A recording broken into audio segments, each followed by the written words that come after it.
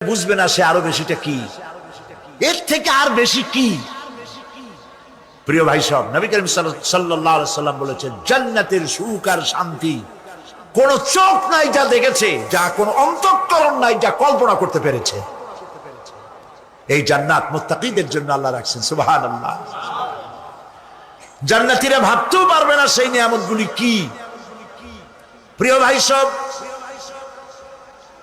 সেই মুহূর্তে আল্লাহর নবী মুহাম্মদ রাসূলুল্লাহ সাল্লাল্লাহু আলাইহি ওয়াসাল্লাম বলবেন, রব্বুল আলামিন, আমার উম্মতেরা জান্নাতীরা বুঝতে পারে নাই আপনার কাছে কি নিয়ামত আরো বেশি আছে। আমার এই উম্মতেরা জান্নাতীরা আপনার ওয়াদা মোতাবেক সব পেয়েছে, কিন্তু একটি জিনিস এখনো তাদের কিসমতে হয় নাই।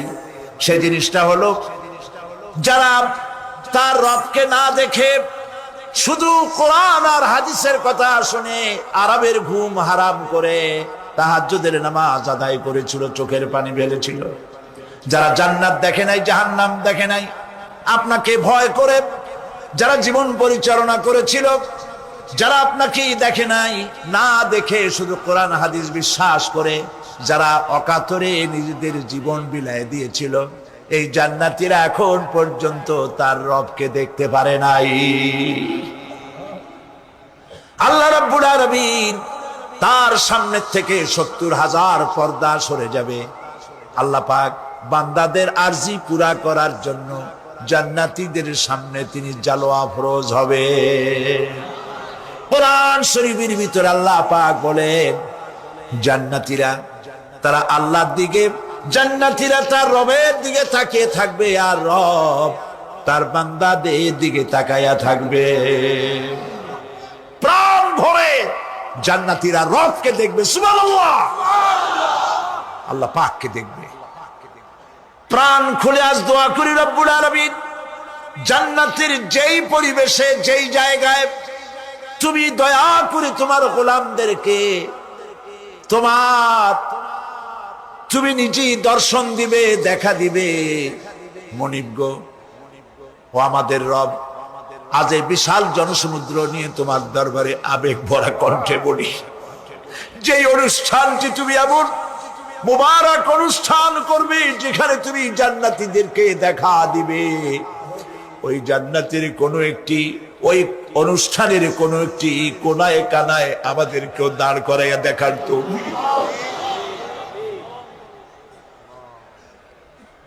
প্রিয় ভাই সব, আল্লাহ রাব্বুল আলামিন মানুষের সামনে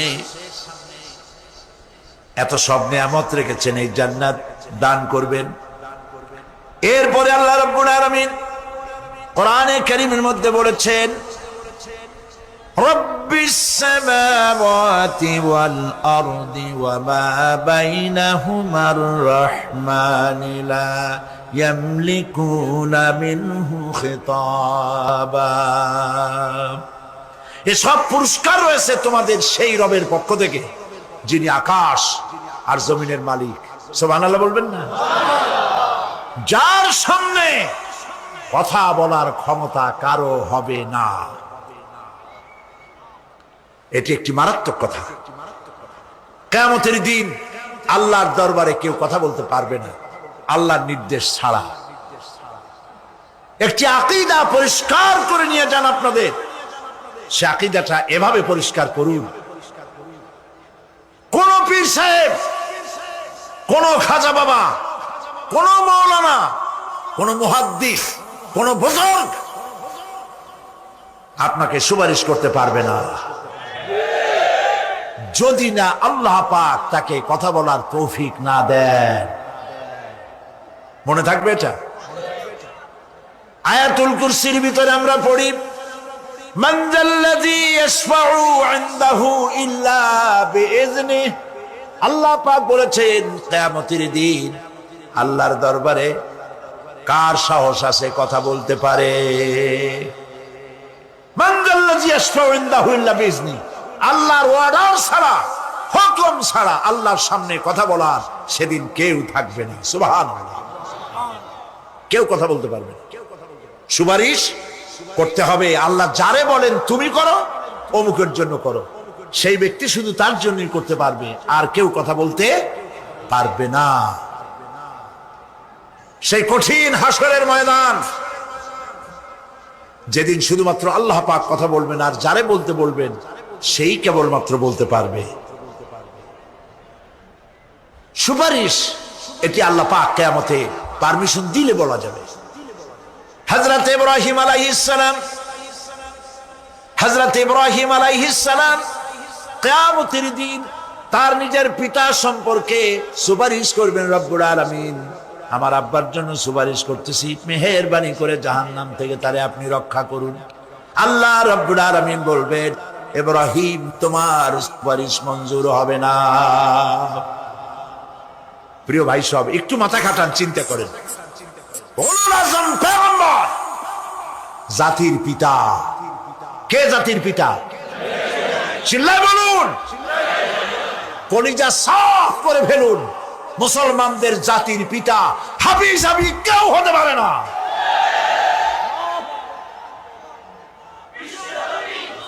মিল্লাতা আবিকুম ইব্রাহিম, ইব্রাহিম আলাইহিস সালাম এই মিল্লাতের পিতা। সুবহানাল্লাহ।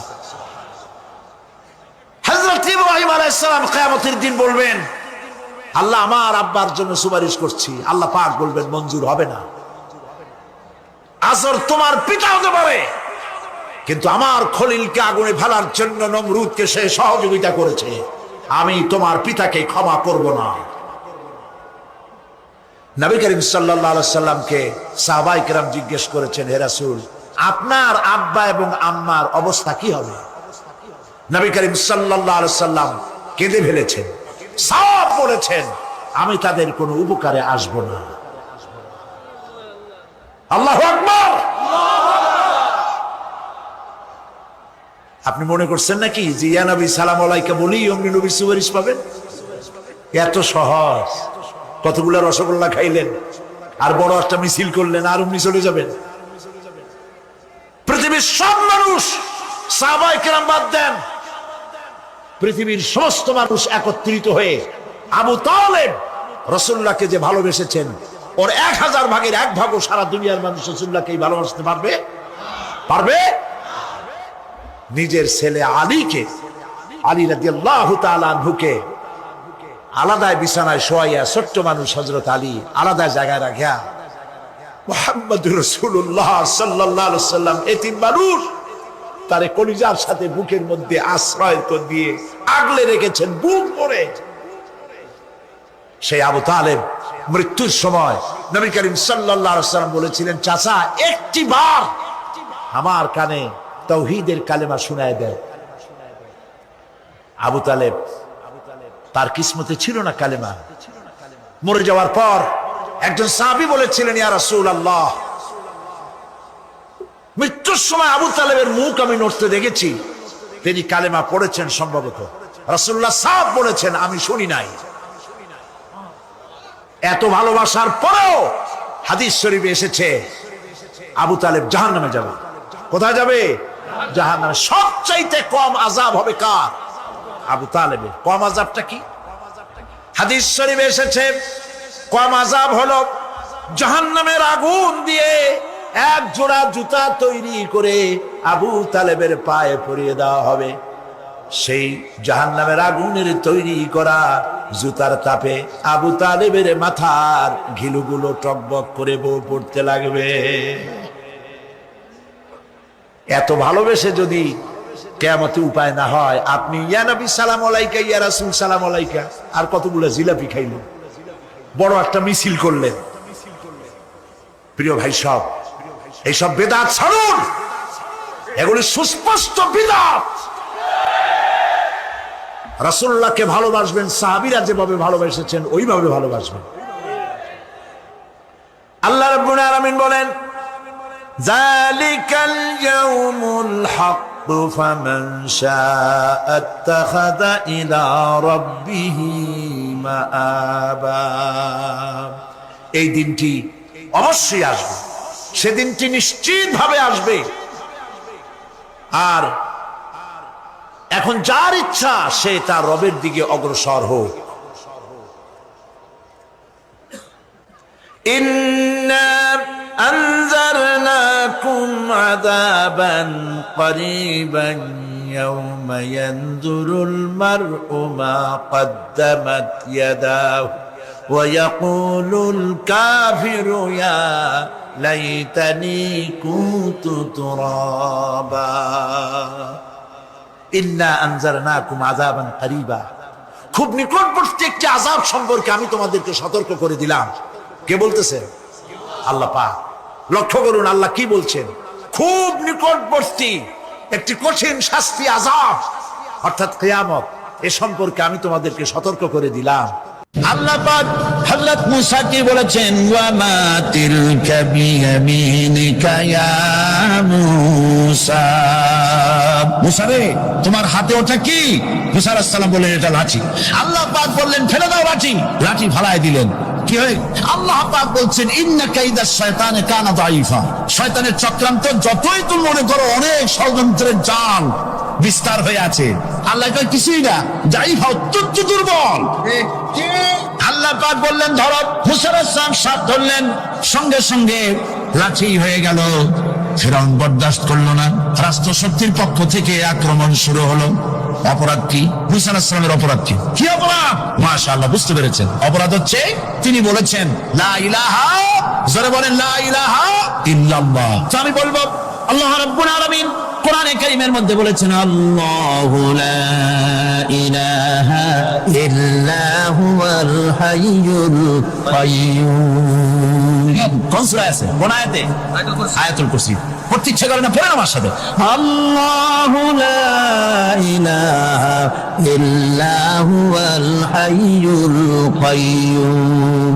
আল্লাহ হচ্ছেন তিনি যিনি ছাড়া কোনো উপাস্য নাই, কোনো ইলাহা নাই, কোনো মাবুদ নাই যিনি ছাড়া, আর কোনো ইবাদতের মালিক নাই, আর যিনি হচ্ছেন সদা জাগ্রত চিরঞ্জীব, সার্বভৌমত্বের একচ্ছত্র মালিক, যিনি সদা জাগ্রত চিরঞ্জীব, তিনি হচ্ছেন আল্লাহ।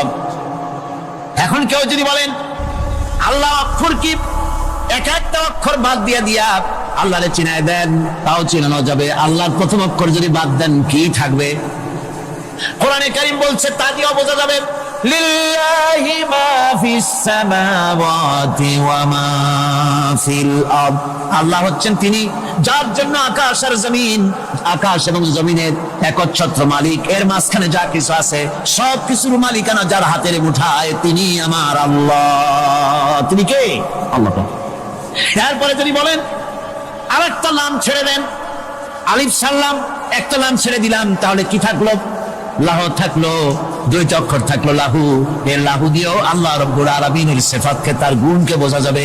লাহু মাকালিদুস সামাওয়াতি ওয়াল আরদ। আল্লাহ পাক বলেন আসমান এবং জমিনের রিজকের চাবিকাঠি আল্লাহ পাকের হাতে, যাকে খুশি তিনি পর্যাপ্ত রিজক দান করেন। কেউ যদি বলেন লামটাও ভাড়া দেন, নামটাও ছেড়ে দেন, দিলাম নাম একটা ছেড়ে, থাকলো কি? একটা অক্ষর থাকলো হু। এই হু দিয়ে আমার আল্লাহরে চেনা যাবে। ওয়া হুয়াল গফুরুর ওয়াদুদুল আরশিল মাজিদ ফাআলুল লিমা ইউরিদ।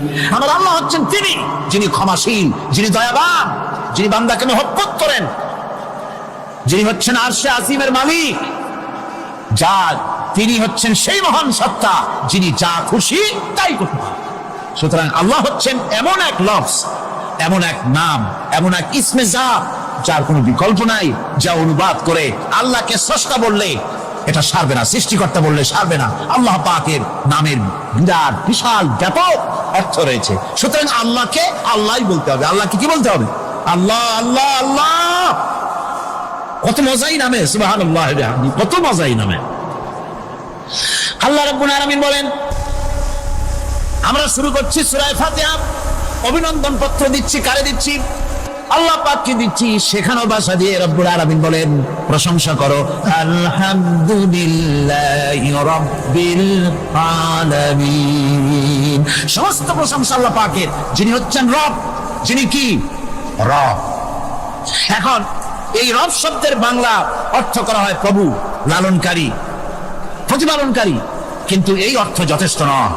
কোরআনে কারিমে যে রব বলা হয়েছে তার অর্থ হচ্ছে, তার অর্থ ব্যাপক, অনেক বিশাল এর অর্থ। এ রব কাকে বলে? এই রব শব্দের বাংলা অর্থ করা হয় প্রভু, লালনকারী, প্রতিপালনকারী, কিন্তু এই অর্থ যথেষ্ট নয়। কোরআনে কারিমে যে রব বলা হয়েছে তার অর্থ হচ্ছে, তার অর্থ ব্যাপক, অনেক বিশাল এর অর্থ। এ রব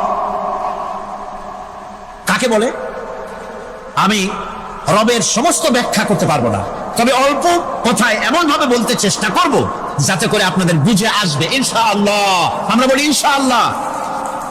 এখন আপনারা যদি আমাকে প্রশ্ন করেন যে অত কথা বুঝি না, এক লাইনে এক বাক্যে বুঝাই দেন রব কাকে বলে, তাহলে আমি কথাটা এইভাবে বলবো, যাহার যখন যে জিনিসে।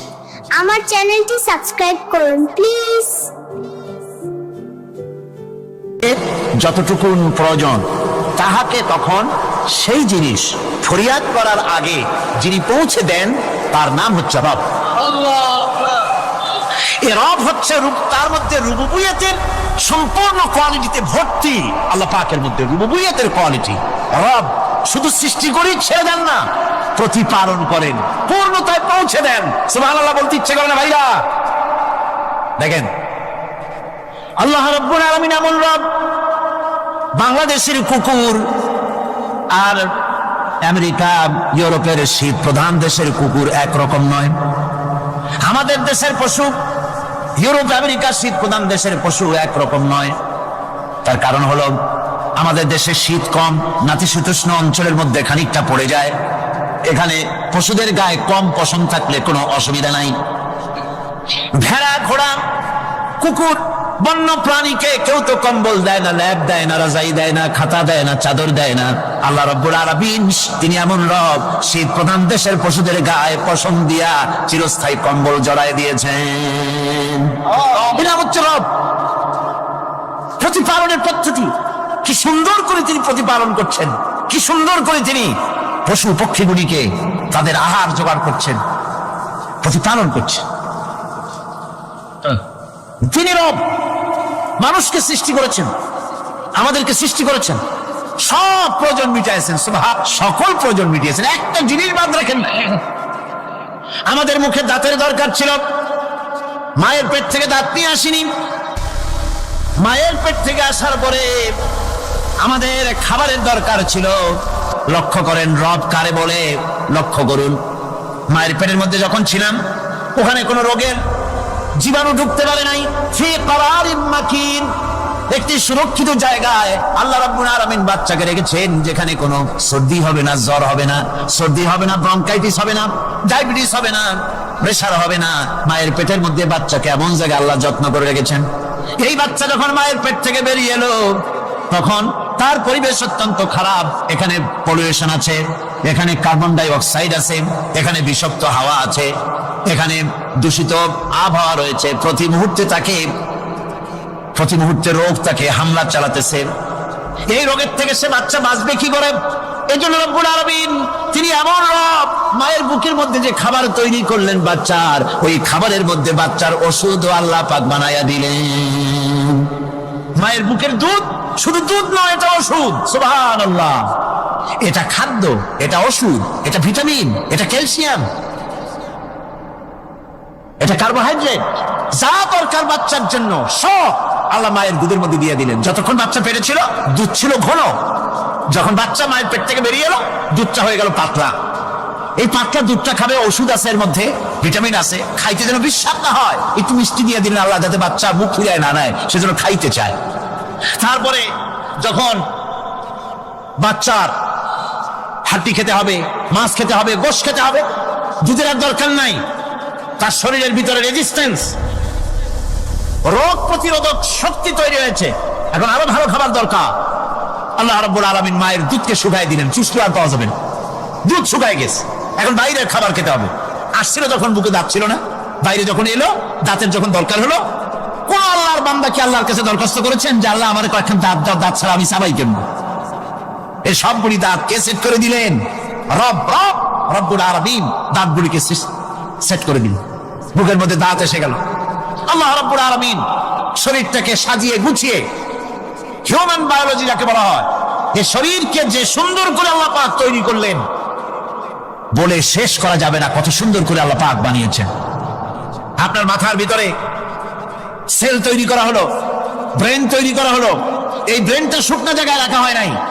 শুকনা জায়গার মধ্যে ব্রেনটা যদি থাকতো, নড়াচড়া করে আপনার ব্রেনের যে টেকনোলজি আল্লাহ পাক ইউজ করেছেন সেটা অসুবিধাগ্রস্ত হতো। এই জন্য ক্রিম যেভাবে পানির মধ্যে ভাসা থাকে, পানির মধ্যে ভাসমান ক্রিম মাখন যেভাবে রাখা হয়, সামান্য পানির মতো করে এর ভিতরে ব্রেনটাকে রাখা হয়েছে। এই ব্রেনের ভিতরে, ব্রেন হচ্ছে পৃথিবীতে কম্পিউটার, আজকের পৃথিবীর শ্রেষ্ঠ আবিষ্কার। কিন্তু মানুষের মাথায় যে কম্পিউটার আল্লাহ পাক দান করেছেন, এই কম্পিউটারের সামনে দুনিয়ার কম্পিউটার এতিম। এবার লন্ডন গিয়েছিলাম, প্রত্যেক বছর 1.5 মাস 2 মাস সময় পাই, কিন্তু আপনারা দোয়া করেছেন, এখন পার্লামেন্টে সময় দিতে হয় বেশি। বিদেশের সফর কমে গিয়েছে। 10 দিনের জন্য গিয়েছিলাম। ওরা আমাকে একটা ডায়েরি দিল। সেই ডায়েরিটার ভিতরে, ডিজিটাল ডায়েরি, এই ডায়েরির মধ্যে তারা বলল যে এরকম, এই যে কাগজটা আপনারা দেখতে পাচ্ছেন, এই রকমের কাগজের 10 লক্ষ পাতা লিখতে যত কাগজ লাগে, এরকমের 10 লক্ষ পাতার লেখা ছোট্ট এই ডায়েরিটার মধ্যে ঢুকাই দেওয়া যায়। 10,000 টেলিফোন নাম্বারের মেমোরিতে তুলে দেওয়া যায়। এটা হচ্ছে লেটেস্ট আবিষ্কার। কিন্তু আল্লাহ পাক মানুষের যে ব্রেনটা তৈরি করলেন, পৃথিবীতে যা আছে এসে গিয়েছে। সুবহানাল্লাহ। এর নাম হচ্ছে রবের নাম কি? তার অফুরন্ত সৃষ্টি, অফুরন্ত সৃষ্টি। মানুষের হাত তৈরি করেছেন, চোখ তৈরি করেছেন। চোখে কিন্তু আমরা নেগেটিভ দেখি। চোখে আমরা কি দেখি? নেগেটিভ দেখি। এই নেগেটিভটা চোখ ক্যাচ করে ব্রেনের ভিতর থেকে পজিটিভ হয়ে কে বের করে দেয়? সুবহানাল্লাহ। কানে অসংখ্য শব্দ শুনি, কিন্তু কোনো শব্দ তো জড়ায় যায় না। অসংখ্য শব্দ আমরা শুনি। যেমন রেডিও, রেডিও ঘুরাচ্ছেন, 9 ব্যান্ড রেডিও অথবা এর থেকেও বেশি ব্যান্ডওয়ালা রেডিও। আপনি যখন ঘুরাচ্ছেন কোন সেন্টার ধরার জন্য, অনেক সময় 4-5টা সেন্টার জড়ায় যায় না? জড়ায় কিনা? 4-5টা সেন্টার জড়ায় যায়, সর্বনাশ হয়ে যায়, কোনটা থেকে কোনটা শুনবেন। তো এইরকম করে আপনার কানের ভিতরে শব্দগুলি সব জড়াইয়া পাকাইয়া আপনার কানের মধ্যে একটা বিশ্রী আওয়াজ সৃষ্টি করে দিতে পারত। কে স্তরে স্তরে শব্দগুলিকে শোনার ব্যবস্থা করেছে। আপনার জিহ্বার ভিতরে হাজার রকমের স্বাদ গ্রহণ করার জন্য একটা জিহ্বায় এতগুলি টেস্ট নেওয়ার ক্ষমতা কে তৈরি করে দিলেন? আল্লাহ রাব্বুল আলামিন। সুবহানাল্লাহি বিহামদি। তিনি হচ্ছেন রব, যিনি মানুষের প্রতিপালন সৃষ্টি করেন এবং প্রতিপালন করেন, এমনি এমনি ছেড়ে দেন। এরপরে মানুষের সব প্রয়োজন তিনি মিটিয়েছেন। মানুষের জীবন ধারণের জন্য সব থেকে বড় প্রয়োজন পানি। সবচেয়ে বড় প্রয়োজন কি? পানি। জোরে কোন কি? পানি। জীবনের জন্য পানি এবং আর্দ্রতা, এই দুটি জিনিস অপরিহার্য, এছাড়া জীবন বাঁচবে না। আমরা দেখতে পাই সমুদ্র ভরা পানি মজুদ আছে। লক্ষ্য করেন, সমুদ্র ভরা পানি মজুদ আছে, নদী খাল বিল ভরা পানি মজুদ আছে, কিন্তু এটাই তো যথেষ্ট না। রব হচ্ছেন তিনি, যিনি এই বিশাল বিশাল পানির মজুদ থেকে বাতাসকে যিনি বলেন, যিনি প্রতিনিয়ত বাষ্পীয় আকারে পানিগুলিকে সমুদ্র থেকে উত্থিত করেন, পানিগুলিকে উত্থিত করেন মহাকাশে। আল্লাহ পাক বলেন, আল্লাহুল্লাযী আরসালার রিয়াহা ফাতুসিরু সাহাবা। বাষ্প হয়ে পানিগুলি আকাশে উত্থিত হয় এবং মহাকাশে যাওয়ার পর এই পানিগুলি, লবণাক্ত পানিগুলি আল্লাহর মেশিনে সেগুলি মিষ্টি হয়ে যায়। জোরে কোন সুবহানাল্লাহ। পানিগুলি মিষ্টি হয়ে গেল। ওই মিষ্টি পানি আল্লাহ রাব্বুল আলামিন নাজিল করে দিলেন। এবার বৃষ্টি কণা কণা হয়ে পড়লো, ফোঁটা ফোঁটা বৃষ্টি। আল্লাহ খুঁজে দেখলেন বৃষ্টির ফোঁটাগুলি পৃথিবীর প্রতিটি কণা তালাশ করে তৃষ্ণার্ত কণাগুলিকে আল্লাহ পাক ভিজাই দিলেন। সেই জন্য তার নাম হলো রব। তিনি হচ্ছেন রব, প্রয়োজন মিটান। পানি সবচেয়ে প্রয়োজন বেশি, সেই পানি আল্লাহ পাক এভাবে সরবরাহ করলেন। জমিনের চারিদিকে নদী নালা রেখেছেন, জমিনকে আর্দ্র করেছেন, জমিনের ভিতরের পানি মিষ্টি করেছেন। টিউবওয়েল মারলে পরে, পাম্প করলে পরে ভিতর থেকে মিঠা পানি আল্লাহ পাক বের করে দেন। সুবহানাল্লাহ। এই মিষ্টি পানির ব্যবস্থা করেছেন। এরপরে তিনি ওই আল্লাহ পাক মিষ্টি পানির ব্যবস্থা করে বৃষ্টির মাধ্যমে পৃথিবীতে ফসল উৎপাদনের ব্যবস্থা করে দিলেন। পাক কোরআনে কারীমের মধ্যে বলেছেন, ওয়াজআলনা মিনাল মাই কুল্লা শাইইন হাই। পানি দ্বারাই আমি সব বস্তুকে সজীব রাখি। বৈশিষ্ট্যের দিক থেকে পানির রয়েছে অনেক গুণ, আশ্চর্য গুণ। পৃথিবীর ৭৫% হচ্ছে পানি। আকাশ থেকে অর্থাৎ চাঁদ থেকে যখন চাঁদে ভ্রমণকারীরা যখন ছবি তুলেছে, তো সেই ছবিতে ব্লু রঙে এসেছে বেশি, সবুজ এসেছে কম। সবুজ হলো গাছপালা, আর ব্লু হচ্ছে পানি। সমুদ্রের পানির রং হচ্ছে নীল। মানুষের শরীরের ভিতরে ৬০% পানি, গাছের মধ্যে রয়েছে পানি। পানি ছাড়া পৃথিবীর বাঁচার কোনো পথ নাই। আবার দেখেন, প্রচন্ড শীতের কারণে, ঠান্ডার কারণে যেসব এলাকায় তাপমাত্রা হিমাঙ্কের নিচে এসে যায়, সেই সব দেশে সমুদ্রের পানি আর দরিয়ার পানিগুলি বরফ হয়ে যায়। এই বরফ যখন হতে থাকে, তখন পানি তার নিজের তাপকে নিচের দিকে ছুটতে থাকে। উপরের তাপ বরফ হয়ে যায় ঠান্ডা, আর নিচে তাপ বিচ্ছুরিত করে দিয়ে পানির ভিতরে যত জলজ প্রাণী আছে আর উদ্ভিদ আছে, সবগুলিকে বাঁচায় রাখার ব্যবস্থা আল্লাহ রাব্বুল আলামিন এভাবে করে থাকে।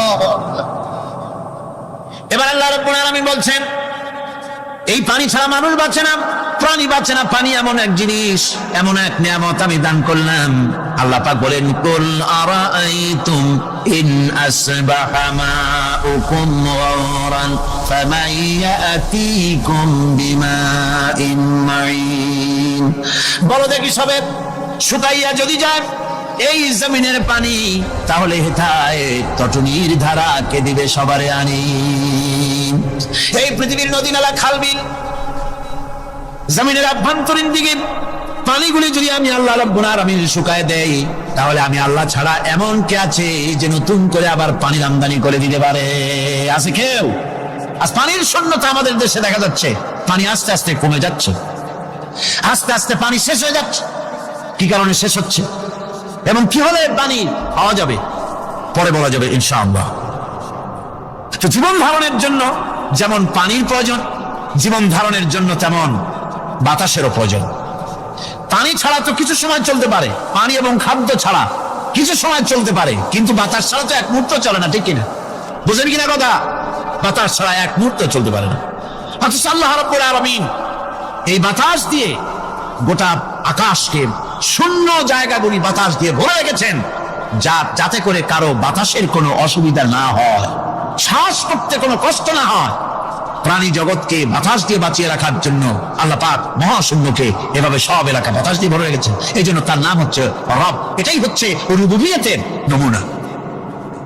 আমার ভাইয়েরা, আল্লাহ রাব্বুল আলামিন পানি দিলেন, বাতাস দিলেন, খাদ্যের ব্যবস্থা করে দিলেন। শস্য শ্যামল এলাকায় আল্লাহ পাক সব জায়গাগুলিতে শস্য শ্যামল হোক অথবা উষর ধূসর মরুভূমি হোক, সারা পৃথিবী জুড়ে আল্লাহ রাব্বুল আলামিন খাবারের দস্তরখান বিছায় রেখেছেন। ওয়ামা মিন দাব্বাতিন ফিল আরদি ইল্লা আলাল্লাহি রিজকুহা। এই পৃথিবীর বুকে এমন কোন বিচরণশীল জীব নাই যেই জীবের রিজকের দায়িত্ব আমি আল্লাহ আমার নিজ হাতে গ্রহণ করি নাই। জোরে বলেন সুবহানাল্লাহ। সব রিজেক আমি ছড়াই রেখেছি বিশ্বজুড়ে সর্বত্র। আল্লাহ পাক বলছেন, فَلْيَنْظُرِ الْإِنسَانُ إِلَى طَعَامِهِ أَنَّا صَبَبْنَا الْمَاءَ صَبًّا ثُمَّ شَقَقْنَا الْأَرْضَ شَقًّا فَأَنبَتْنَا فِيهَا حَبًّا। আল্লাহ পাক বলছেন, মানুষের উচিত নিজ খাদ্যাদির দিকে লক্ষ্য করা, নিজের খাদ্যের দিকে লক্ষ্য করা। যেহেতু এই খাদ্য প্রতিদিন তার সামনে আসে, এদিকে তার লক্ষ্য করা উচিত। আমি প্রথমে জমিনের উপরে পানি বর্ষণ করি, পরে জমিনকে দীর্ণ বিদীর্ণ করি, এরপরে জমিনের ভিতরে উর্বরা শক্তি আমি দান করি। কি বলতেছেন কথা? আল্লাহ পাক বলছেন। এরপরে আমি নানান জাতের ফসল ফলন তোমাদের জন্য আমি দান করে দেই। খাদ্যের দিকে নজর করতে এই জন্য আল্লাহ পাক বলেছেন, মানুষ চতুর্দিক থেকে তো চোখ ফিরাতে পারে, মুখ ফিরাতে পারে, কিন্তু খাদ্যের দিকে তার নজর করতেই হয়। সকালে, দুপুরে, বিকেলে, রাত্রে সব সময় তার সামনে খাবার আছে। আল্লাহ পাক বলেন, খাবারের দিকে একটু নজর করো, কেমন ভাবে কি সুন্দর করে খাবারগুলি তৈরি করে দিয়েছি, শুরু কিভাবে হলো, পরিপক্ক কিভাবে হলো, সেদিকে তোমরা লক্ষ্য করো। সে লক্ষ্য তো করা নাই, সমানে খায়, বিসমিল্লাহ বলেন, আলহামদুলিল্লাহ বলেন, তাই কি দলে খাইতেই থাকে। আল্লাহ পাক বলছেন খাদ্যাদির দিকে লক্ষ্য করো। এই যে চাউল তোমরা খাচ্ছ, আটা খাচ্ছ, গম খাচ্ছ, মাছ খাচ্ছ, গোশ খাচ্ছ, তাম পৃথিবীর সমস্ত বিজ্ঞানী একত্রিত হয়ে একটা চাউল বানাইতে পারবে? জনগণ পারবে না? পারবে? পারবে? প্লাস্টিকের চাউল খাবেন আর কলেরা হয়ে মরবে। পৃথিবীর সমস্ত বিজ্ঞানীরা একত্রিত হয়ে একটি চাউল বানাতে পারবে না, একটা ডিম বানাতে পারবে না। পারবে একটা ডিম বানাতে? পারবে না। বিজ্ঞানীদের প্রশংসা আমরা করি, হ্যাঁ করি, বিজ্ঞানীরা অনেক কিছু বিশ্বকে উপহার দিয়েছে, কিন্তু মূল রবের কাছে আমরা যাই না, তাকে চিনতেও পারি না, সেখানে যাই না। বিজ্ঞানীরা কি করেছে? আল্লাহর বানানো জিনিসগুলি তারা ডিজাইন করেছে। ডিজাইন করতে তো নিষেধ নাই, আর ডিজাইন করাই যায়, সৃষ্টি করতে পারে না। বিজ্ঞানীরা সৃষ্টি করে নাই, ডিজাইন করেছে। কিরকম? আল্লাহ পাক চাউল তৈরি করেছেন। চাউল তৈরি করেছে কে? বলেন না সবাই। এখন আপনারা সেই চাউল দিয়ে পিঠা বানান, পায়েস বানান, সেই চাউল দিয়ে ভাপা পিঠা, আরো কি যেন খায় চট্টগ্রামে রস দিয়া, ওটা কি কয়? দই পিঠা নাকি ধোঁয়া পিঠা। সেইভাবে করে আপনি ডিজাইন তৈরি করছেন। আটা দিচ্ছে, আল্লাহ পাক আটা তৈরি করেছেন, গম দিয়েছে, এই আটা দিয়ে গোলগোল্লা তৈরি হচ্ছে, এর দ্বারা রুটি তৈরি হচ্ছে, এর দ্বারা অসংখ্য রকমের সিমাই টিমাই ইত্যাদি দিয়ে, লাচ্ছা সিমাই, নানান রকমের সিমাই আপনি ডিজাইন করার অসুবিধা নাই। আল্লাহ তৈরি করা কাঠ দিয়ে ফার্নিচার তৈরি হচ্ছে, টেবিল হচ্ছে, চেয়ার হচ্ছে, বুসি শুদ্ধ হচ্ছে। আল্লাহ তৈরি করা লোহা দিয়া মাইক হচ্ছে, স্ট্যান্ড গান হচ্ছে, ব্রেন গান হচ্ছে, তারপরে প্লেন হচ্ছে। তাহলে আমি বলতে চাইলাম, বুঝাতে চাইলাম, সমস্ত জিনিস এর স্রষ্টা কে? যারা বলেন কে? বিজ্ঞান শুধু এগুলিকে এক জায়গায় করে অ্যাসেম্বল করেছে, এগুলিকে এক জায়গায় করে এক একটা রূপ দিয়েছে। এখানে বিজ্ঞানের কৃতিত্ব আছে ঠিক, কিন্তু আপনারাই বলেন, লোহা যদি আল্লাহ তৈরি না করতেন, এই মাইক তৈরি হতো, রাইফেল তৈরি হতো? আর রাইফেল যদি নাই হতো, তাহলে কারাগারের বন্দীগুলো মারতেন কি দিয়া? রাইফেল যদি না হতো, যুদ্ধ করতেন কি দিয়ে? ঠিক কিনা? যত মারামারি ইত্যাদি যা কিছু হচ্ছে, তো শুধু মারামারির জন্যই তো আল্লাহ লোহা বানান নাই। লোহার সবচাইতে বড় প্রয়োজন হচ্ছে জমিন কর্ষণ করা, জমিন চাষ করা। এই জমিন চাষের জন্য লাঙ্গল দরকার। ইয়াখরুজুল হাইয়া মিনাল মাইয়িতি ওয়া ইউখরিজুল মাইয়িতা মিনাল হাইয়্যি। আকাশের প্রশস্ত বুক থেকে এবং জমিনের এই প্রশস্ত বুক থেকে কে রিজিক, তোমাদের খাদ্যকে উৎপাদন করে? কে নির্জীব থেকে সজীবকে বের করেন? আর কে সজীবকে নির্জীবে পরিণত করেন? তিনি কে? তিনি হচ্ছেন আল্লাহ পাক। আল্লাহ পাক বলছে, এই প্রশ্ন যদি তাদেরকে করা হয় তো তারা কি বলবে? আল্লাহ পাক বলেন, وَمَنْ يُدَبِّرُ الْأَمْرَ فَسَيَقُولُونَ اللَّهُ فَقُلْ أَفَلَا تَتَّقُونَ। হে নবী, এদেরকে প্রশ্ন করুন। এদেরকে যদি প্রশ্ন করা হয় এই পৃথিবীর সুন্দর পরিচালনা পদ্ধতি কে করেন, তাহলে তারা এক কথায় বলবে, নিজের থেকেই বলবে, আল্লাহ। কে করছেন? সবকিছু আল্লাহ। আল্লাহ পাক বলেন, নবী তাহলে তাদেরকে বলেন, এ কথা জানার পর, এ কথা বোঝার পরেও কেন তারা ঔদাসীন্যতা দেখাচ্ছে? কেন তারা গাফিল হয়ে যাচ্ছে? কেন তারা আল্লাহ পাককে ভয় করে তার পথের অনুসারী হচ্ছে না? যে আল্লাহ রাব্বুল আলামিন এত কিছু করছেন, তিনি তার পরিচয় সম্পর্কে বলে দিচ্ছেন, ফাযালিকুমুল্লাহু রাব্বুকুমুল হক ফামাযা বা'দাল হক ইল্লাদ দালাল। নিশ্চয়ই এসবের মূলে রয়েছেন তোমাদের রব, আমাদের আল্লাহ, আমাদের রব। সুতরাং উজ্জ্বল সত্য প্রকাশিত হওয়ার পর গোমরাহি ছাড়া আর কিছুই বাকি থাকে না। সুতরাং যারা সত্যের পথের অনুসরণ করতে চায়, রবকে চিনতে হবে, আল্লাহ পাককে জানতে হবে এবং তাকে অনুসরণ করতে হবে, তাকে রব হিসেবে চিনতে হবে। আমার বন্ধুগণ, এটা হচ্ছে সেই রুবুবিয়্যাত ইলাহি যার দিকে হযরত মূসা আলাইহিস সালাম ইঙ্গিত করেছিলেন ফিরআউন যখন তাকে প্রশ্ন করেছিলেন, ফামান রাব্বুকুমা ইয়া মূসা। হে মূসা, তোমাদের দুজনের রব কে? তোমাদের রব, তোমাদের প্রভু কে? তিনি জবাব দিলেন, রব্বুনাল্লাযী আ'তা কুল্লা শাইইন খালকাহু সুম্মা হাদা।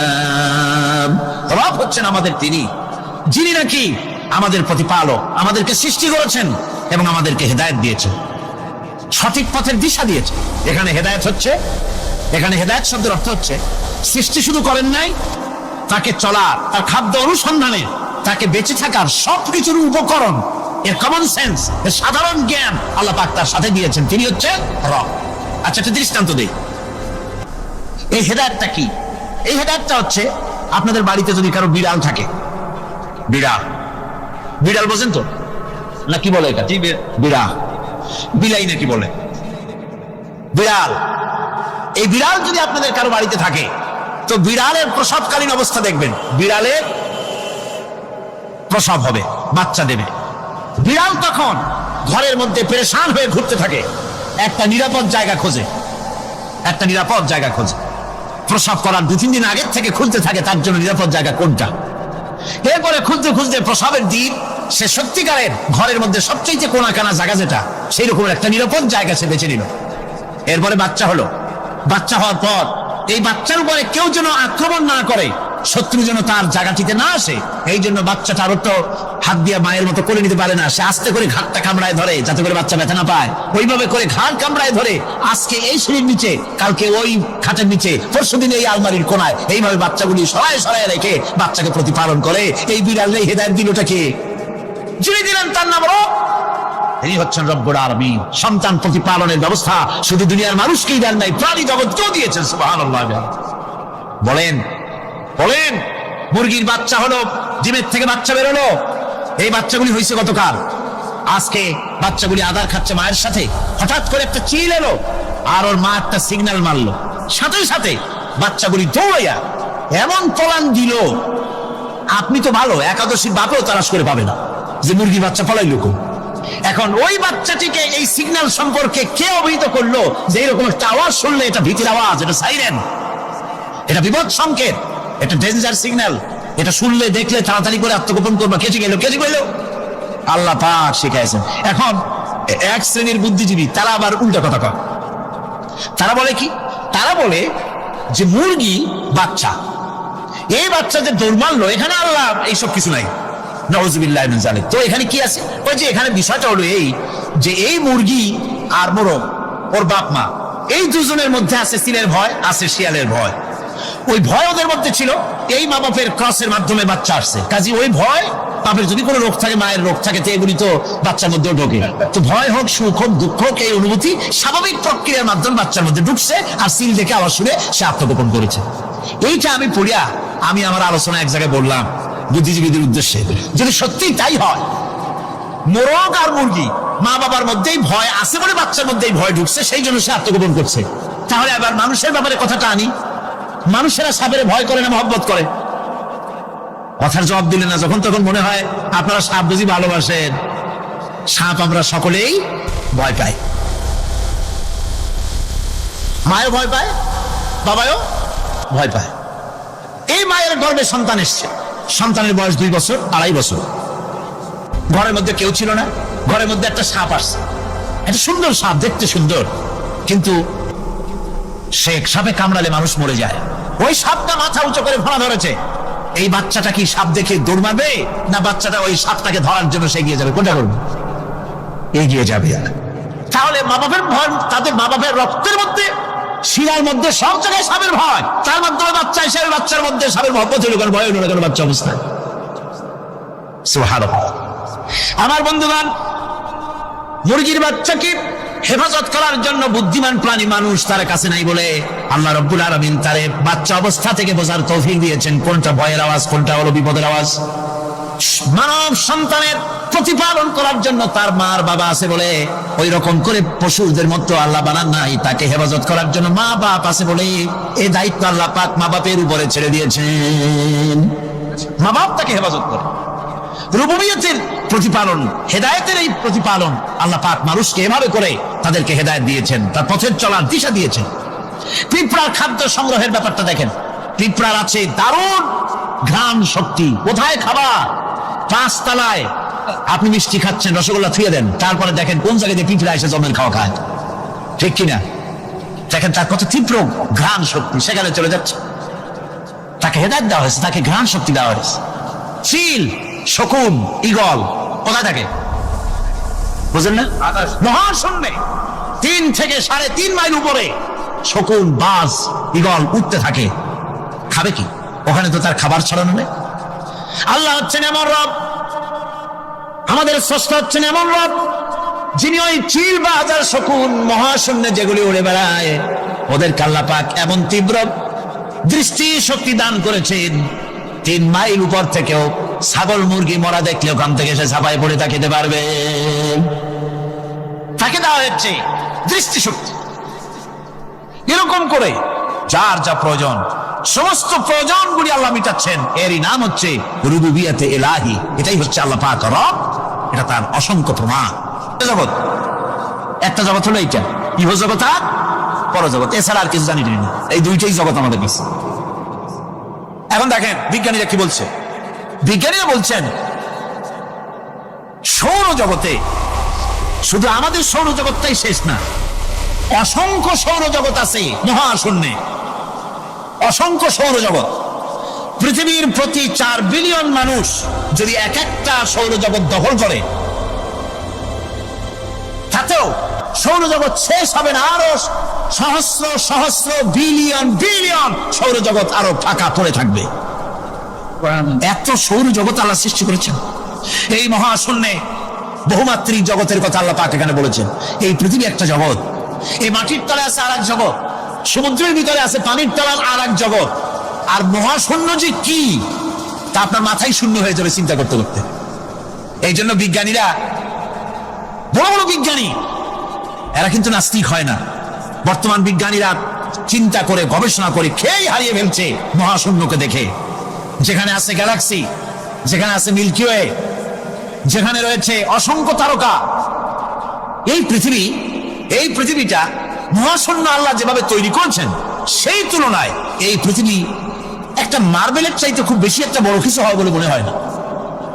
পৃথিবী যদি হয় একটা মার্বেলের মতো, তাহলে আমরা যে মানুষ, আমাদের অস্তিত্ব কোথায় চিন্তা করেন। এবার মহাশূন্যে চলেন। মহাশূন্য শিক্ষিত বিশাল মহাশূন্য, একটা তারকা থেকে আর একটা তারকায় যদি যেতে হয়, তাহলে সহস্র সহস্র বিলিয়ন বছরের দরকার হবে। কি বছর? এই দুনিয়ার বছর না, আলোকবর্ষ, লাইট ইয়ার। আলো চলে প্রতি সেকেন্ডে কত? 1,86,000 মাইল। এই 1,86,000 মাইলের সেকেন্ড, এর মিনিট, এর ঘন্টা, এর দিন, এর মাস, এর বছর, এই আলোকবর্ষ। সহস্র সহস্র আলোকবর্ষ পার হয়ে যাবে এক তারকা থেকে আরেক তারকায় পৌঁছানো সুকঠিন। এ ধরনের অসংখ্য তারকা আল্লাহ পাক তৈরি করে রেখেছে। সূর্য হচ্ছে পৃথিবীর চাইতে 13 লক্ষ গুণ বড়। এরকম সূর্য বিজ্ঞানীরা এখন বলছে, আগে বলতো 1 কোটি সূর্যের চাইতে বড় তারকা, এখন বলতেছে এই রকমের পৃথিবীর চাইতে 13 লক্ষ বড় যে সূর্য, এরকম 3 কোটি সূর্য খাইয়ে ফেলাইতে পারে। এরকম সহস্র সহস্র তারকা এক একটা গ্যালাক্সির ভিতরে আল্লাহ পাক তৈরি করে গেছে। এখন মনে হচ্ছে যে এই তারকাগুলি বড় না, এই তারকাগুলির চাইতে আবার বড় জিনিস কি, সেটাকে বলা হয় ব্ল্যাক হোল। সেটাকে বলা হয় ব্ল্যাক হোল, অন্ধকার কূপ। ব্ল্যাক হোল আবার ম্যান হোল বুঝবেন না, কিন্তু ম্যান হোলের ঢাকনা চুরি হয় যেমন। তবে একটা দৃষ্টান্ত আপনি বুঝতে পারেন, রাস্তায় রাস্তায় যেমন অসংখ্য ম্যান হোল আছে, ওই রকম করে মহাশূন্যে অসংখ্য ব্ল্যাক হোল আছে, একটা দুইটা না, অসংখ্য। এই ব্ল্যাক হোল আবার দেখা যায় না, অদৃশ্য ব্ল্যাক হোল। এই ব্ল্যাক হোল গুলো কি? এগুলি কোরআনে কারিমের মধ্যে আল্লাহ পাক বলেছেন, ফালা উকসিমু বিমাওয়াকিন নুজুম, ফালা উকসিমু বিমাওয়াকিন নুজুম, শপথ সেই পতনের স্থানের যেখানে নক্ষত্র সমূহ ধ্বংস হয়ে যায়, ধ্বংসপ্রাপ্ত হয়, কসম সেই স্থান সমূহের। সুবহানাল্লাহ। এই অন্ধকার কূপের, এই অন্ধকূপের কসম করছেন আল্লাহ পাক। সে অন্ধকূপটা কি? সেই ব্ল্যাক হোলটা কি? সেই ব্ল্যাক হোল হচ্ছে ওই যে তারকার কথা বললাম, যে সূর্য খাইতে পারে, 3 কোটি সূর্য খাইতে পারে, এই রকমের তারকাগুলি ঘুরতে ঘুরতে কোন এক কারণে যখন সে ব্ল্যাক হোলের রেঞ্জের মধ্যে এসে যায়, তখন ব্ল্যাক হোল ওকে এমন ভাবে চুষে হজম করে ফেলে যেমন বাচ্চা চকলেট চুষা খাইয়া ফেলায়। এরকম ব্ল্যাক হোলগুলি অত বড় তারকাগুলি খাইয়া চুষা শেষ করে ফেলে দেয়। সুবহানাল্লাহি বিহামদিহি। বিজ্ঞানীরা বলেছেন, আমাদের এই পৃথিবীটা, আল্লাহ না করুন কখনো, আমাদের এই পৃথিবীটা যদি কোনো ব্ল্যাক হোলের আওতায় পড়ে, ওর রেঞ্জে আসে, তাহলে মাত্র 2 সেন্টিমিটারের মধ্যে পৃথিবীটা তার ঘনত্ব লাভ করে ব্ল্যাক হোলের মধ্যে অদৃশ্য হয়ে যাবে, হারায় যাবে, অস্তিত্ব থাকবে না। আল্লাহ পাক, আশ্চর্য লাগে আমার বিজ্ঞানের বইপত্র যখন পড়ি আমার কাছে আশ্চর্য লাগে। 1400 বছর আগে নবী কোন বিজ্ঞানাগারে পড়াশোনা করেন নাই, কোন সায়েন্স দিয়ে রিসার্চ করেন নাই।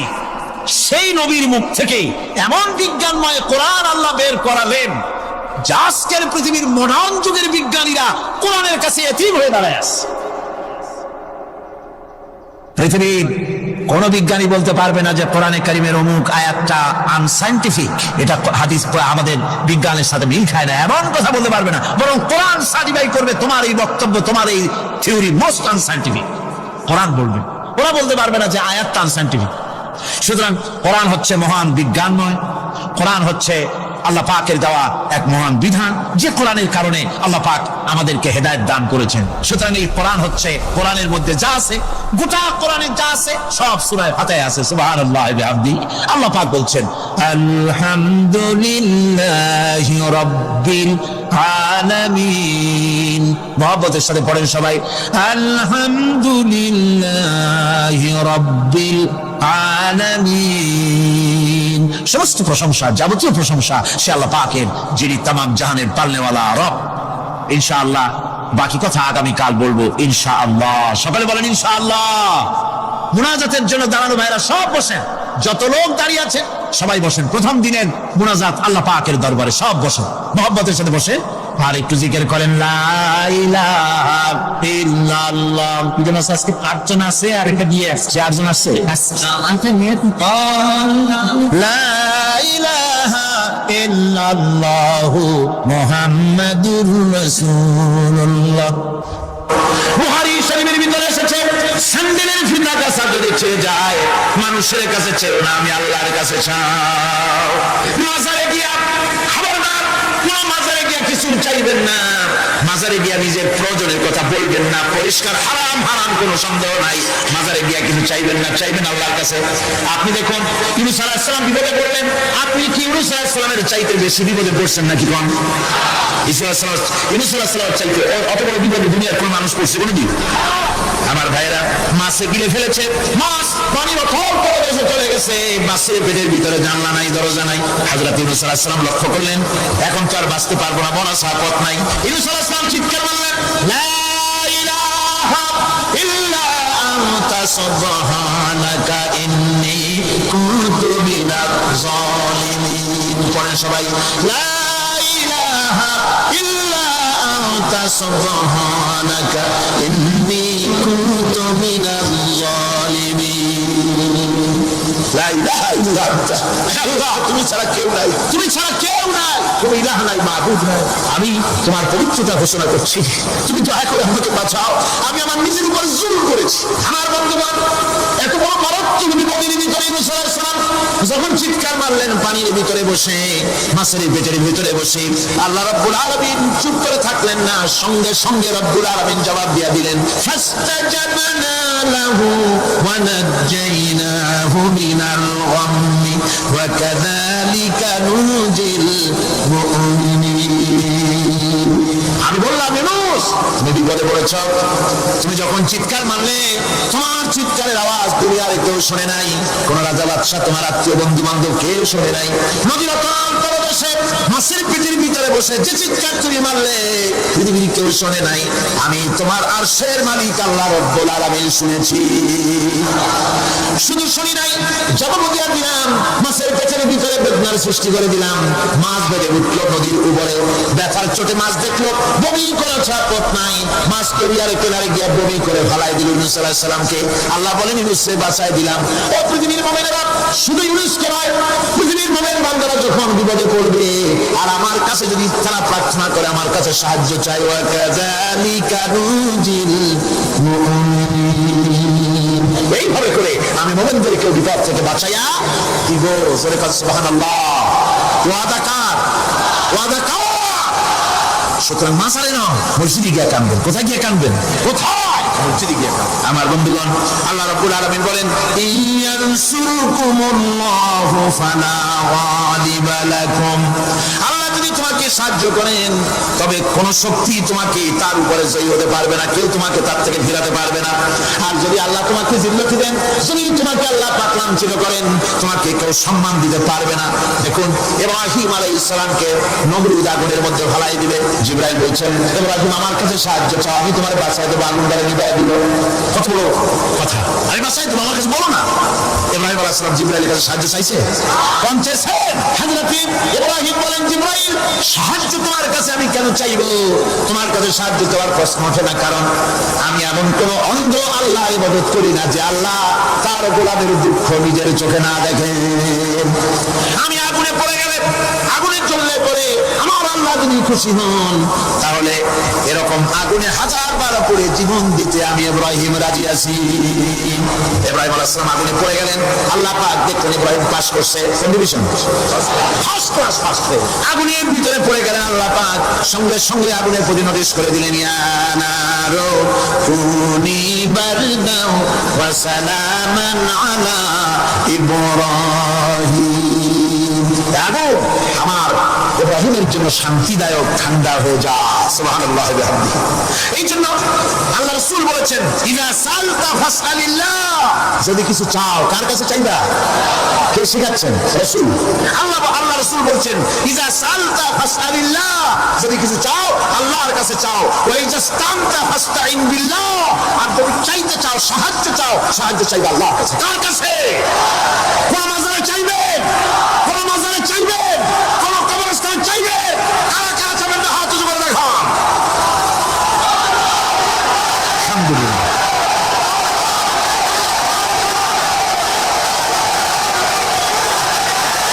আলহামদুলিল্লাহ।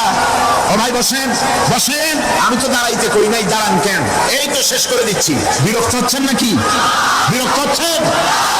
শেষ হয়ে এলো, একটুখানি জিকির করেন আল্লাহর। আল্লাহ আল্লাহ আল্লাহ আল্লাহ।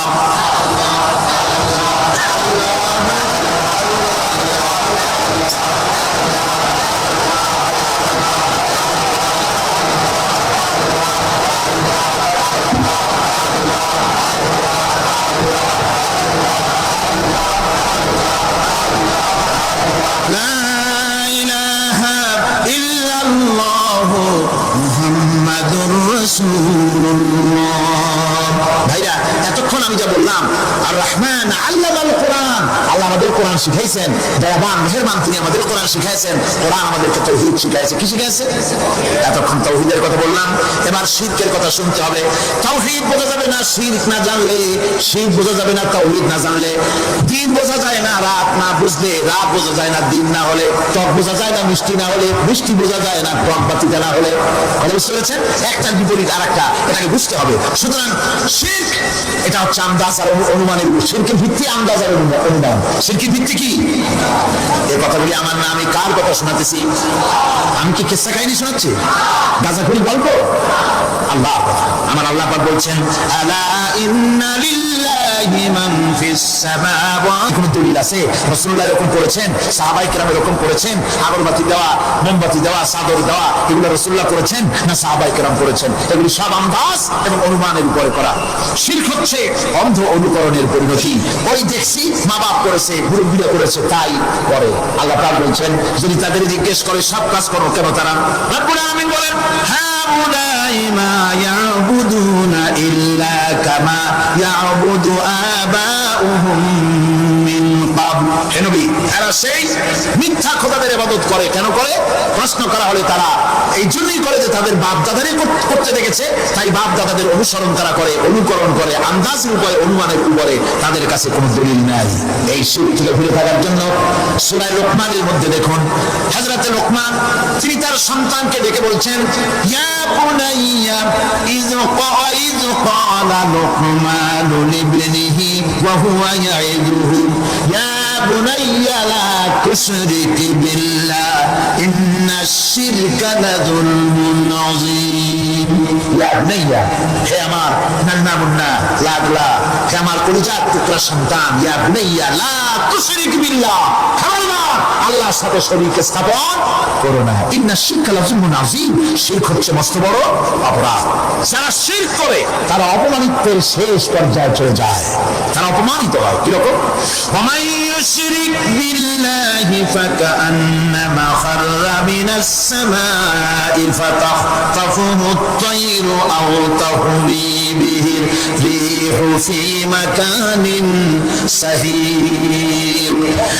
আল্লাহর সাথে যারা শিরক করে সে যেন আকাশ থেকে পড়ে গেল। কার কথা এটা? যে ব্যক্তি শিরক করলো সে যেন আকাশ থেকে পড়ে গেল, আর পাখি যেন তাকে মহাশূন্য থেকে ছোঁ মেরে নিয়ে গেল, বাতাস যেন তাকে এক বিরাট প্রান্তরে নিয়ে বিন্দু বিন্দু করে ছিন্ন ভিন্ন করে দিল। তার মানে হলো আকাশ থেকে পড়ে যাওয়ার অর্থ হলো তাওহীদের অবস্থান থেকে সরে যাওয়া। পাখিতে ছোঁ মারার অর্থ হলো যখন সে শিরক করে তখন শয়তানের সে ফুটবল হয়ে যায়। শয়তানের কি হয়? শয়তানের ফুটবল হয়ে যায়। বাতাস উড়িয়ে নেওয়ার অর্থ হলো লালসা এবং নফসের প্রবৃত্তির ভিতরে লোকটি নিমজ্জিত হয়ে যায়। সুতরাং অপমান এবং লাঞ্ছনা পাওনা থাকে যারা শিরক করে তাদের জন্য। আল্লাহ শিরকের ব্যাপারে একটা দৃষ্টান্ত দিচ্ছেন। আল্লাহ পাক কোরআন শরীফে অনেক দৃষ্টান্ত দিয়েছেন। দৃষ্টান্ত দিলে লোকেরা বোঝে ভালো, ঠিক কিনা কোন? আল্লাহ পাক দৃষ্টান্ত দিচ্ছেন, ইয়া আইয়ুহান নাস যুরিবা মাসালুন ফাসতাবিউ লাহু ইন্নাল্লাযীনা তাদউনা মিন দুনিল্লাহি লা ইয়াখলুকু যুবাবান ওয়া লাউ ইসতামাউ লাহু। আল্লাহ পাক বলেন, হে মানব সকল, আমি আল্লাহ একটা দৃষ্টান্ত দিতেছি, তোমরা শোনো। সুবহানাল্লাহ। আল্লাহ পাক বলছেন, আমি একটা দৃষ্টান্ত দেই, তোমরা শোনো। ফাসতাবিউ লাহু, কান পাতে ভালো করে শোনো আমার দৃষ্টান্তটা। আমি আল্লাহর বাদ দিয়ে যারা অন্যদেরকে ডাকে প্রয়োজন পুরাবার জন্য, সন্তান পাওয়ার জন্য, স্বাস্থ্য ভালো হওয়ার জন্য, ঋণ মুক্ত হওয়ার জন্য, ইবাদত করার নিয়ত নিয়ে আমার বাদ দিয়ে তারা যারা ডাকে, যাদেরকে ডাকা হলো ওরা তো মাছির মতো একটা প্রাণীও বানাইতে পারে না। সত্য একটা মাছি বানাইতে পারে? জোরে বলেন, পারে? মাছির মতো প্রাণী বানানো তো দূরের কথা। ওয়াইয়াসলুবুহুম যুবাবু শাইআ লা ইয়াস্তানকিযুহু মিনহু দাউফাত তালিব ওয়াল মাতলুব। ওই মাছি যদি তার কাছ থেকে কোনো জিনিস হরণ করে নিয়ে যায়, মাছির কাছ থেকে ওটা ফিরায় রাখার ক্ষমতা তার নাই। মূর্তি বানানো হয় 10খানা হাত, 20খানা হাত, 40টা মাথা, সামনে ডাব আছে, চিড়া আছে, কলা আছে, মুড়ি আছে, কত খাবার। মাছিতে সব কিছু নিয়ে যায়। কুত্তায় দাঁড়ায় যদি গায়ে পেশাবও করে দেয়, এতগুলো হাত একটা হাত দিয়েও সরাইয়া দিতে পারে না। আল্লাহ পাক বলেন, দাউফাত তালিবু ওয়াল মাতলুব। যাদের কাছে ওরা চায় ওই আশ্রয় প্রার্থী আর আশ্রয় দাতা দুটোই দুর্বল। হাদিস শরীফে এসেছে, একবার এক মুশরিক রাসূল করিম সাল্লাল্লাহু আলাইহি ওয়াসাল্লামের কাছে এসেছেন একটা ভাঙ্গা, ঠ্যাং ভাঙ্গা, কল্লা ভাঙ্গা একটা মূর্তি নিয়ে। হুজুর বলছেন যে তোমার এই মূর্তিটার কল্লা ঠ্যাং ভাঙ্গা কেন? সে ব্যক্তি কইল যে হুজুর, এটা হলো আমার খোদা। বিপদ আপদ থেকে বাঁচার জন্য সবসময় বলে রাখি, না জানি কোন সময় কোন বিপদে পড়ে যায়। পথে চলতে গিয়ে পেশাব আসলো, ভাবলাম খোদারে নিয়ে এই কাম করুন, তারা রাস্তার উপরে দাঁড় করে রেখা এরপরে আমার কাজ সারলাম।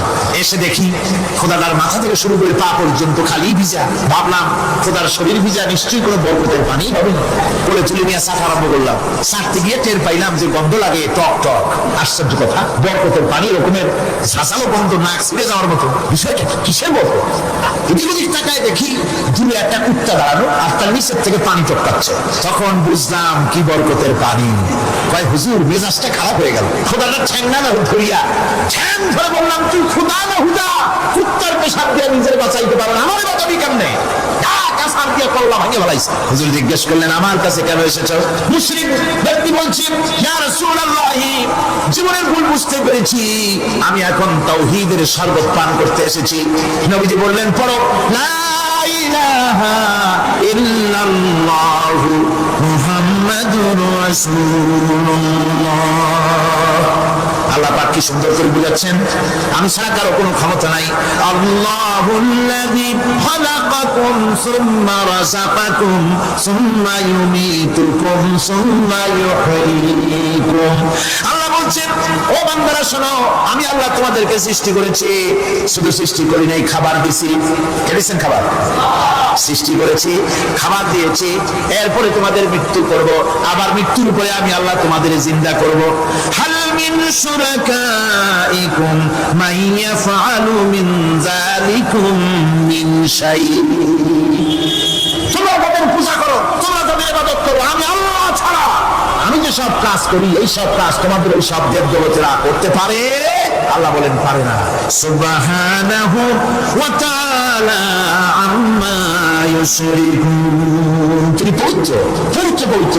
তারা যে সমস্ত কথা বলে আর আল্লাহর সাথে যে সমস্ত জিনিস দিয়ে শরীক স্থাপন করে তার থেকে আল্লাহ মহান, পবিত্র।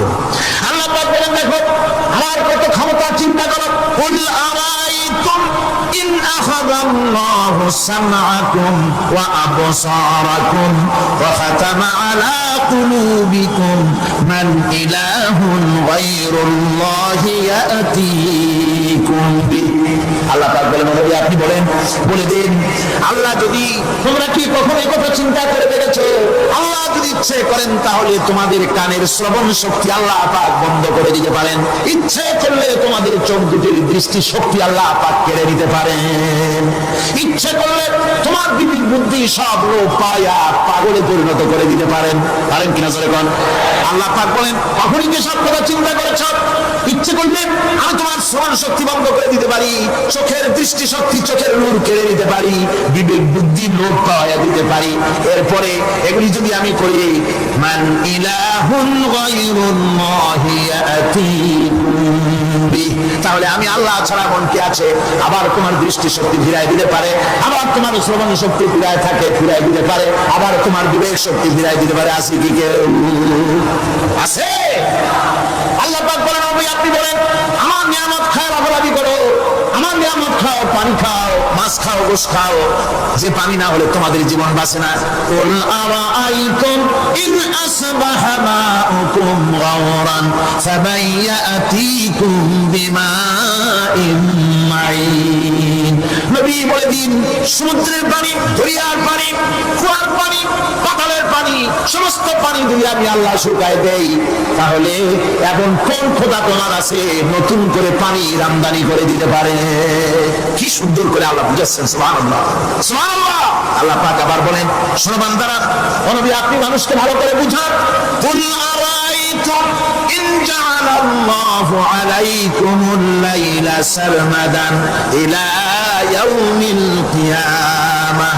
ও নবী ভালো করে বুঝান, আমি যদি এই রাতটাকে টেনে কিয়ামত পর্যন্ত লম্বা করে দেই, এই রাত যদি আর সকাল না হয়, মান ইলাহুন গায়রুল্লাহি ইয়াতিকুম বিদিয়া, আমি আল্লাহ ছাড়া কে আছে রাতের অন্ধকার দূর করে দিয়ে সূর্যের আলো এনে দিতে পারে? আছে কে? আফালা তাসমাউন, তোমরা শুনতে পাও না? কেন নাই? আল্লাহ পাক বলেন শুনতে পাও, ইচ্ছে করলে আমি তা করতে পারি। শুধু তাই নয়, কুল আরাইতুম ইন জাআলাল্লাহু আলাইকুমুন নাহারা সারমাদান ইলা ইয়াউমিল কিয়ামাহ, আমি যদি ইচ্ছে করি দিনটাকে টেনে নিয়ে কিয়ামত পর্যন্ত লম্বা করে দিতে পারি। মান ইলাহুন গায়রুল্লাহি ইয়াতিকুম বিলাইলিন তাসকুনুনা ফীহি আফালা তুবসিরুন। তাহলে আমি আল্লাহ ছাড়া কোন শক্তি এমন আছে যে দিনের এই আলোর ঝলকানি দূর করে দিয়ে রাতের পর্দা এনে তোমার জন্য শান্তির ঘুম এনে দিতে পারে, শান্তিপূর্ণ পরিবেশ সৃষ্টি করে দিতে পারে? কে আছে আমি আল্লাহ ছাড়া? তোমরা কি দেখতে পাও না, শুনতে পাও না, কান নাই, চোখ নাই? আল্লাহ পাক এভাবে করে মানুষকে, যেই বংশে বেশি সন্তান হয়, ফাইন্নি মুকাসির বিকুমুল উমাম, যদি বেশি সন্তান হয় আল্লাহর কাছে আমি শুকরগুজারি করতে পারবো, গর্ব করতে পারবো। আর কমপক্ষে যার 3টা সন্তান কষ্টে মষ্টে জন্মাতে পারবে, তার পিতামাতা বিনি হিসাবে জান্নাতে যাবে, এর নিচেই হলে কোনো হাদিস নাই।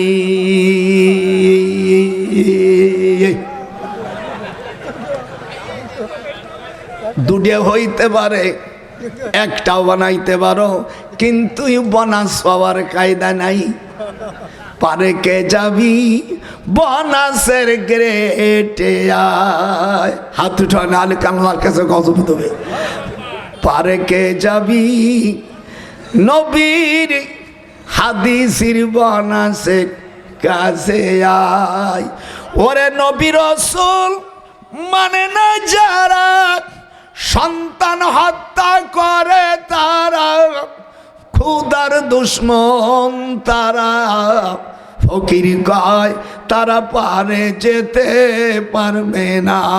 হাত ওঠা, তারা পারে যেতে পারবে না। পার্কে যাবি নবীর নৌকাতে আয়, ধর মুর্শিদ পাবে রসুল। কই সুর তো উঠতেছে না। ধর মুর্শিদ, যারা মুসলমান জোরে বলবি, ধর মুর্শিদ পাবে রসুল, ইহাতে নাই কোনো ভুল। খুদা সহায় পার্কে যাবি নবীর নৌকাতে আয়।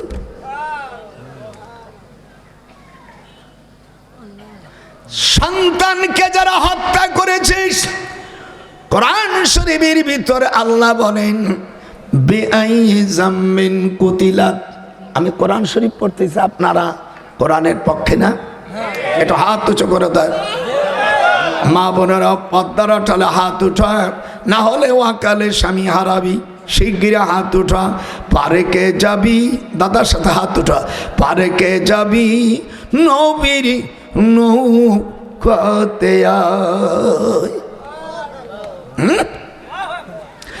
বিআই জামবিন কুতিলাত, যারা সন্তানকে হত্যা করেছো, বিজরকে অন্য জায়গায় কন্ডমে ঢালছো, লজ্জাস্থানের বাইরে যারা ঢালিছিস হারামিরা, আল্লাহ কোরআনে বলেন এই শয়তানরা জান্নাতে যেতে পারবে না। বিআই জামবিন কুতিলাত, যারা সন্তান হত্যা করেছ, কিয়ামতের ময়দানে নারী পুরুষের নাপাক বিজরকে আল্লাহ তাআলা তার পাশ দিয়ে ঘুরবে, আর ওই বিজরত থেকে আওয়াজ আসবে, আল্লাহ আমাদের পিতামাতা আমাদের দুনিয়ায় আসতে দেই নাই, এদের তুমি শাস্তি দিয়া দাও, অন্য কাফেরের থেকে দ্বিগুণ শাস্তি দিয়া দাও। দিআফাইন মিনাল আযাবি ওয়াল আনহুম লানান কাবীরা। আমার হানাফি ভাইরা, আহলে হাদিসের ভাইজানরা, পীর ভাইজানরা, তবলিগ জামাতের দরদিরা, দুইখান পায়ে ধরি, আপনি জীবন ভরে নামাজ পড়লে জান্নাতে যেতে পারবেন না। সন্তান হত্যা দায়ে আপনাকে জাহান্নামের মধ্যে হাজির হতে হবে। ওয়ায়াসলাউনাহা সাইরা। হাত উঠা, হাত উঠা, আল্লাহু আকবার। কোরআনের তাফসীর আজ আমি এক রুকু না হওয়া পর্যন্ত এখানে উঠবো না বলে ধারণা করা হচ্ছে। আপনারা আমার কোনো শত্রু নয়, আহলে হাদিস আমাদের ভাই, তাবলীগ আমাদের ভাই, যারা আল্লাহর দ্বীন জমিনে কায়েম করার জন্য প্রচেষ্টা চালাচ্ছেন তারা আমার ভাই। আমি একজন মুক্তিযোদ্ধা হিসেবে আল্লাহর কাছে ফরিয়াদ করি, আল্লাহ আপনার কোরআন এদেশে যেন পূর্ণ বাস্তবায়ন হয়। যেরকম আমিন।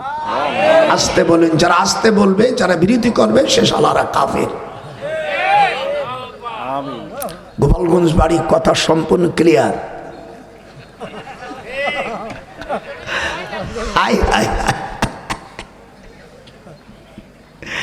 কি বলবো, মুসলিম শরীফ পড়াচ্ছিলাম, আমার ছেলেরা সব মুহাদ্দিস, সকলকে মাদ্রাসা পড়াইছে, সকলকে মাদ্রাসা পড়াইছে, বড় বড় ডিগ্রি। আমি পাকিস্তানের পিরিয়ডে যদি পিএইচডি করতে পারি, আর আমার আমি আইএ পাস সাড়ে বিয়ে ফেল করাবো। হাই হাই হাই হাই রে। হাদিস পড়াচ্ছে, মিশরের থেকে এক সাহাবী আব্দুল্লাহ বিন ওমর আসিয়া বলছে, ইয়া রাসূলুল্লাহ, আমার আত্মীয় বড় ধনী লোক, সে ঘুষ খায়, সে আমার একটা জামা দেশ। হুজুর বলেন, তোমার কাপড়ের ভিতরে একটা সুতো যদি হারাম টাকার থাকে, ওয়া মালবাসাহু হারামুন, আমার সাথে বলুন, ওয়ামাল বাসাহু, ভাইজান আমার সাথে পড়েন, ওয়ামাল বাসাহু হারামুন লিবাসা ইয়ালবাসু মালবাস। পোশাকের মধ্যে একটা সুতো যদি থাকে, এই সুতোটা তোমার শরীরে থাকলে নামাজ হবে না। ওয়ামুতিমুহু হারামুন, আর তোমার পেটে যদি এক লুকমা একটা দানা হারাম টাকা থাকে, তোমার নামাজ হবে না, তোমার হজ হবে না। এই কারণে তোমাকে জাহান্নামে যেতে হবে। ফাওয়াইলুল লিল মুসাল্লিন। এই আয়াতে আর কাছাকাছি আয়াত সকলেই জানে, আড়াইতাল্লাদি। ফাওয়াইলুল লিল, একটু জোরে পড়ো, নিচের ঠোঁট নিচে থাকবে, উপরে বাড়ি দিতে হবে পাতলা। ফাওয়াইলুল লিল মুসাল্লিন, এই সকল নামাজীদের জন্য ওয়াইল জাহান্নাম। আমাদের দেশের মৌলবীর ওয়াজ করে 7 জাহান্নাম, মিথ্যা কথা। জাহান্নাম হলো সূরা হিজরের মধ্যে আছে, জাহান্নাম হলো একটা, ওর দরজা হলো 7টা, জুজুম মাকসুম। কত জায়গায় ভুল ধরব। দোজক জাহান্নামে কয়টা? দোজক দরজা কয়টা? 7টা। ঠিক ঠিক ঠিক। আজকে ভোলানাথের গোষ্ঠী সব গোপালগঞ্জের আজকে উল্টোই দেবে। আমি বহুত কষ্ট করে আসছি, আল্লাহরে বলছি, আল্লাহ তুমি বৃষ্টি দিও না, বুড়ো যাচ্ছে গোপালে মাল। আমার ছোট ভাই আছে এই খুলনার এসপি, আমি কর্তৃপক্ষকে বলছি যদি কিছু হয় আমাকে একটু ফোন করে দিবে। ঢাকা গেছি, এই কিরানীগঞ্জের ওসি বলে, তোর বাড়ি কোথায়? আমাদের হাবিব ডিআইজি আছে গোপালগঞ্জের, তোর সাহসটা কি? আর তুই কতটা কি লেখাপড়া শিখছি? ওই বেড়া এসপি বলছে, ও কি লোক চেন, স্যার শুনলি তোমার 12টা বাজাই দেবে। হায় হায়, এই জন্য শক্তি থাকা দরকার।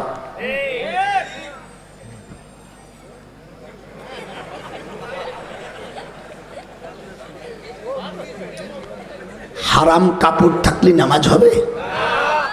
হাত উঠলো না কেন? হাত ওঠা নামাজ হবে? আর যারা ঘুষখোর সুদখোর, হুজুর বলেন সুদ খাইলে, ঘুষ খাইলে একটা পয়সায় 70টা গোনা হয়। কয়টা বাদান? মাওলানা সাহেব কথা বলেন, কয়টা? যে না বলবি খোদার গজব হবে, যেরকম কয়টা? একটা পয়সা সুদ খাইলে, হাতটা একটা পয়সা ঘুষ খাইলে 70টা গুনাহ হয়। সবচাইতে 70টা গুনার মধ্যে ছোট গুনাহ হলো নিজের মাকে মনের মতন জেনা করা।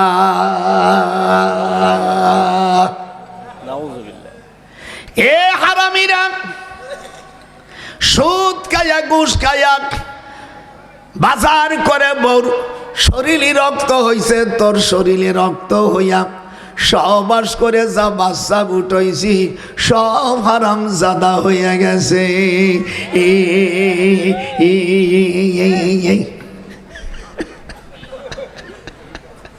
ঢাকা গেলে কোন আত্মীয় বাসা আমি যাই না।